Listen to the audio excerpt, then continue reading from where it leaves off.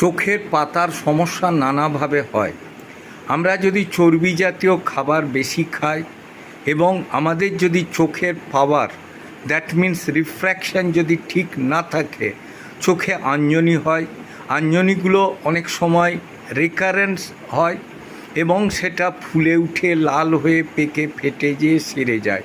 কিছু কিছু ক্ষেত্রে ওটা পার্মানেন্টভাবে রয়ে যেয়ে শক্ত গুঁঠির মতো হয়ে রয়ে যায়, তখন আমরা তাকে ক্যালিজিয়ান বলি এবং সেটা ডাক্তারবাবুরা অপারেশন করেও সারিয়ে দেন বা বের করে দেন, অথবা আমরা রিভার্স ম্যাসেজ করার ফলেও ওটা কমে যায় বা সেরে যায়। কাজেই আমাদের সঠিক চোখের দৃষ্টিশক্তি মাপা, দ্যাট মিন্স রিফ্র্যাকশন করানো দরকার। প্রচুর চর্বি জাতীয় খাবার না খাওয়া এবং স্টাইজ হলে সেগুলোকে টেপাটিপি না করা, এগুলো করলে আমরা চোখের পাতা